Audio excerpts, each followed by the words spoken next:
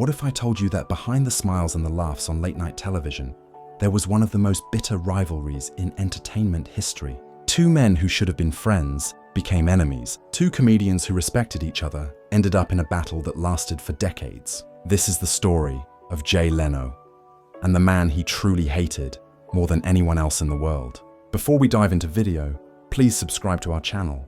The rivalry between Jay Leno and David Letterman is legendary in Hollywood. It was not just a friendly competition between two talk show hosts. It was personal. It was bitter. It was filled with betrayal and backstabbing and hurt feelings that never really healed. To understand why Jay Leno hated David Letterman so much, we need to go back to the beginning and see how this whole mess started. In the 1980s, both Jay Leno and David Letterman were rising stars in comedy. They were both doing stand-up and making names for themselves. They both had the same dream, which was to host The Tonight Show. This was the most prestigious job in late-night television. Johnny Carson had been hosting The Tonight Show since 1962, and he was a legend. Everyone knew that whoever replaced Johnny Carson would become incredibly famous and wealthy. Both Jay and David became regular guest hosts on The Tonight Show. When Johnny Carson needed a night off, he would have guest hosts fill in for him. Jay Leno and David Letterman were two of the most frequent guest hosts. They were both being tested. Johnny and the network executives were watching to see who would be the best replacement when Johnny finally retired. David Letterman actually got his own show first. In 1982, he started hosting Late Night with David Letterman, which aired right after The Tonight Show. The show was a huge success. David brought a completely different style to late-night television. He was quirky and ironic and unpredictable. He did weird comedy bits and stunts. He threw things off buildings. He had crazy top 10 lists. People loved it. David Letterman thought that he was the obvious choice to replace Johnny Carson. He had his own successful show on NBC. He had proven himself. He had the ratings. He had the critical acclaim. Everyone in the industry assumed that when Johnny retired, David would get The Tonight Show. David assumed it too. He was confident that the job would be his. Jay Leno took a different approach. While David had his own show, Jay continued to focus on stand-up comedy and guest hosting The Tonight Show whenever he could. Jay was strategic. He built relationships with the NBC executives. He made himself available. He was reliable and easy to work with. He was not as flashy as David, but he was consistent. The tension really began in 1991 when Johnny Carson announced that he would be retiring in 1992. This was the moment everyone had been waiting for. The big question was, who would replace him? David Letterman was sure it would be him. Most people in the industry thought so too, but NBC had other ideas. The network executives liked Jay Leno better. They thought he was safer. They thought he would appeal to a broader audience. David Letterman was seen as too edgy and too unpredictable for the earlier time slot of The Tonight Show, so NBC made the decision to give the job to Jay Leno instead of David Letterman. This decision shocked everyone, including David Letterman. He felt betrayed. He had been loyal to NBC for 10 years. He had built his career there. He had assumed that his loyalty would be rewarded with The Tonight Show. Instead, the network gave it to someone else. David was devastated and furious. What made it worse was how it all happened. David found out about the decision not from NBC executives, but through rumors and media reports. The network did not have the decency to tell him directly. They let him find out through the grapevine. This added insult to injury. David felt disrespected and humiliated. David Letterman blamed Jay Leno for what happened. He believed that Jay had gone behind his back to get the job. There were rumors that Jay had been actively campaigning for The Tonight Show while pretending to be neutral. There were stories about Jay meeting with executives and making promises. Whether these rumors were true or not, David believed them, and that belief turned into hatred. The situation got even messier when David decided to leave NBC. He was so angry about not getting The Tonight Show that he could not stay at the network.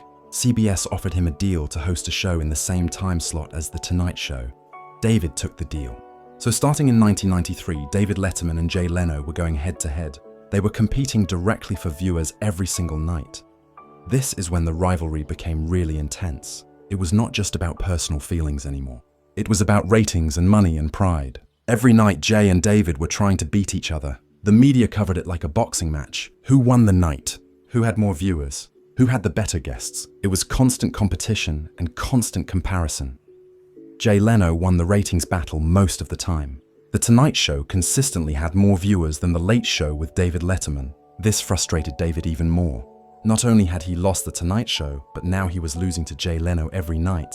It was like rubbing salt in the wound. David became increasingly bitter about the whole situation. The two men rarely spoke to each other. When they did, it was cold and awkward. There was no friendship left between them. They went from being colleagues in comedy to being enemies in late-night television. The hatred was real, and everyone in Hollywood knew it. David Letterman took shots at Jay Leno in his monologues. He would make jokes about Jay being unoriginal or boring. He would imply that Jay had stolen The Tonight Show from him. Some of the jokes were subtle and some were pretty direct. David used his show as a weapon in their ongoing feud. Jay Leno fought back, but in a different way. He did not attack David as directly. Instead, he just focused on winning the ratings. He booked the biggest celebrities. He did comedy bits that appealed to mainstream America. He played it safe and it worked. Every ratings victory was like a punch in the face to David Letterman. The feud reached its peak during a controversy in the late 1990s. There was a situation involving a writer who worked for David Letterman and then went to work for Jay Leno. David saw this as another betrayal. He felt that Jay was trying to steal his material and his talent. The accusations flew back and forth in the media. It got ugly. Behind the scenes, both men were dealing with the stress of this rivalry. It consumed them. David Letterman later admitted that he thought about Jay Leno all the time. He obsessed over the ratings. He let the competition affect his personal life. He became angry and bitter. The hatred was eating him up inside. Jay Leno also felt the pressure, but he handled it differently. He was more focused on the work than on the rivalry. He did not seem to hate David as much as David hated him. Or maybe he just did not show it. Jay was better at keeping his emotions private. He let his success do the talking. There was a moment in 1994 when David Letterman got married and did not tell anyone. He kept it completely secret.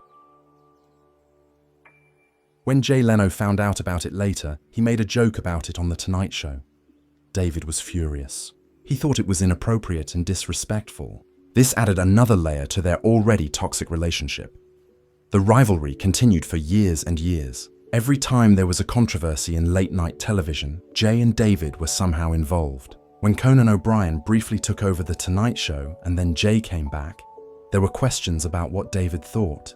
When David had his own scandals, Jay stayed quiet, but everyone wondered if he was secretly happy. What made the hatred so deep was that both men had valid reasons to feel the way they did. David Letterman genuinely believed he deserved The Tonight Show. He had earned it. He had paid his dues. And from his perspective, Jay had stolen it from him through backstabbing and politics. That is a hard thing to forgive. From Jay's perspective, he had done nothing wrong. He had worked hard. He had made himself available.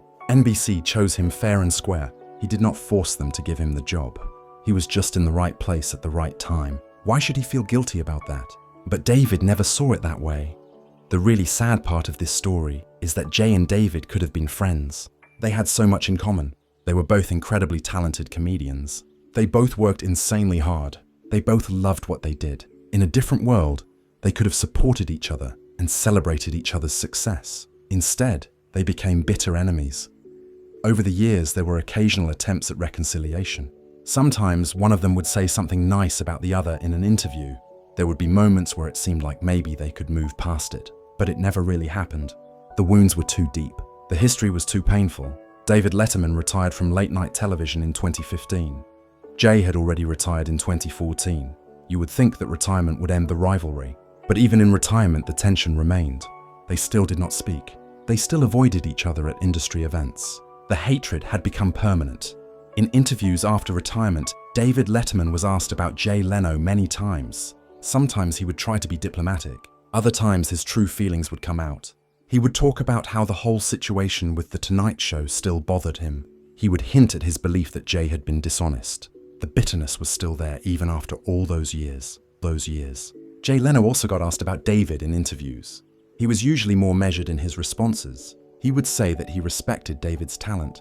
He would say that the competition made both of them better, but you could tell that there was no warmth there, no real fondness, just professional courtesy. The truth is that Jay Leno probably did hate David Letterman. Maybe not as intensely as David hated Jay, but the feeling was there. How could it not be? When someone attacks you for decades and blames you for ruining their life, it is hard not to develop some negative feelings. Even if Jay thought he did nothing wrong, the constant criticism must have hurt. What makes this rivalry so fascinating is how it reveals the dark side of ambition. Both Jay and David wanted the same thing. They both wanted to be the king of late-night television. They both wanted the prestige and the money and the recognition that came with hosting The Tonight Show. That ambition drove them to incredible success, but it also destroyed their relationship. The battle between Jay Leno and David Letterman changed late-night television forever. It made the competition more intense. It raised the stakes. Future hosts like Conan O'Brien and Jimmy Fallon and Jimmy Kimmel all dealt with the legacy of that rivalry. The idea that late night is a cutthroat business where friendships do not matter started with Jay and David. Looking back now, we can see how much both men lost because of this feud. Yes, they both became incredibly successful. Yes, they both made millions of dollars. Yes, they both achieved their dreams in many ways, but they also lost something valuable. They lost respect for each other. They lost the ability to enjoy their success without the shadow of rivalry hanging over it. Some people say that competition brings out the best in people. That may be true in terms of the quality of the work. Both The Tonight Show and The Late Show were great programs. Both Jay and David pushed themselves to be better because they were competing with each other. But competition also brought out some of the worst in them, the bitterness and the attacks and the inability to let go of grudges. There are lessons to be learned from the Jay Leno and David Letterman rivalry. One lesson is about the danger of letting your career define your worth. Both of these men tied their self-esteem to their success in late-night television. When things did not go the way they wanted, they took it personally. They made it about who they were as people rather than just a business decision. Another lesson is about forgiveness. Holding on to hatred for decades hurts the person doing the hating more than anyone else. David Letterman admitted that his obsession with beating Jay Leno consumed him for years. It affected his happiness. It affected his relationships. It was not healthy. If he had been able to forgive and move on, he probably would have been happier. The same goes for Jay Leno. Even though he won the ratings battle, he still had to deal with constant criticism from David and from David's supporters in the media. He had to defend himself over and over again. He could never fully enjoy his success because there was always this cloud of controversy hanging over how he got The Tonight Show. In the end, the rivalry between Jay Leno and David Letterman is a tragic story.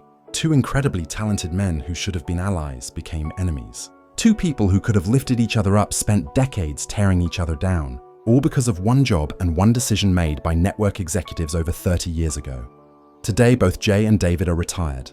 They are both wealthy and comfortable. They both have legacies as great comedians and talk show hosts, but they still do not speak. They still have not made peace. The hatred may have faded with time, but it has never completely gone away. And that is the saddest part of all. The story of Jay Leno truly hating David Letterman more than anyone is really a story about how success and ambition can poison relationships. It is a reminder that winning is not everything. That beating your competition means nothing if you lose yourself in the process. Jay won The Tonight Show, but he lost a potential friend and colleague. David lost The Tonight Show and gained decades of bitterness. Neither outcome seems worth it when you really think about it. There is another dimension to this rivalry that often gets overlooked. The role of the media in fueling the fire between these two men cannot be understated. Entertainment journalists love this story. It sold magazines and newspapers. It got clicks and views. So they constantly wrote articles comparing Jay and David. They analyzed every joke and every comment looking for signs of the ongoing feud. This media coverage made it impossible for Jay and David to move past their issues. Even if they had wanted to reconcile, the media would not let them. Every interview became about the rivalry. Every award show where they might cross paths became a news story. The media turned their personal conflict into public entertainment. Both men played into this to some degree. They knew that controversy was good for ratings. When David made a joke about Jay, people tuned in to see what would happen next. When Jay won the ratings battle, it made headlines which brought more attention to his show. So in a twisted way, the rivalry was good for business, even though it was bad for their personal lives. The impact of this feud extended beyond just Jay and David. Their staffs were affected too. Writers and producers and crew members on both shows felt the tension. They were forced to pick sides. People who worked for David were expected to dislike Jay and vice versa. It created a toxic work environment where loyalty was measured by how much you hated the other guy. There were stories of people getting fired or pushed out because they were friendly with someone from the other show. The rivalry created an us versus them mentality that spread throughout late-night television. It made the whole industry more cutthroat and less collaborative. Looking at specific incidents, we can see how petty things got. There was a time when both shows wanted to book the same guest. The competition to get that guest became intense. Agents used the rivalry to negotiate better deals for their clients. They would play Jay and David against each other to get more money or better treatment for their stars. David Letterman had a particular style of humor that was self-deprecating and ironic. He would make jokes about his ratings struggles. He would mock himself for losing to Jay. But underneath the humor, there was real pain. You could see it in his eyes when he talked about The Tonight Show. The wound never healed. Jay Leno, on the other hand, projected confidence. He acted like the rivalry did not bother him. He focused on being positive and upbeat, but people close to him said that he was hurt by the constant attacks from David. He just did not show it publicly. He kept his pain private, which is very different from David, who wore his emotions on his sleeve. The generational aspect of this rivalry is also interesting. Jay represented a more traditional approach to late-night television. He did safe comedy that appealed to middle America. He was not trying to push boundaries or be edgy. He wanted to make people laugh and feel good before they went to bed. David represented the alternative approach. He was willing to take risks and do weird things. He appealed to a younger and more urban audience. He was critical of mainstream culture and politics. He was the cool choice, while Jay was the safe choice.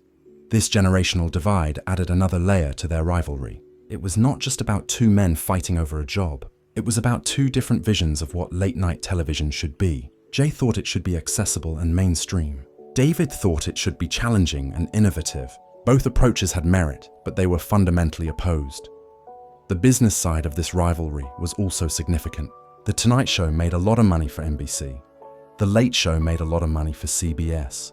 The competition between the two shows drove advertising rates up. Brands wanted to be associated with the winner, so there was enormous financial pressure on both Jay and David to beat each other. This financial pressure made it even harder for them to reconcile. It was not just about personal feelings anymore. It was about corporate interests and shareholder value and network prestige. The rivalry had become bigger than just two comedians. It had become a battle between two major television networks. As the years went on, younger hosts entered the late-night space. Conan O'Brien and Jimmy Kimmel and others brought fresh perspectives. But they all existed in the shadow of the Jay and David rivalry. That feud set the template for how late-night competition worked. It established that these hosts were supposed to fight each other, not support each other. This has had lasting consequences for the industry.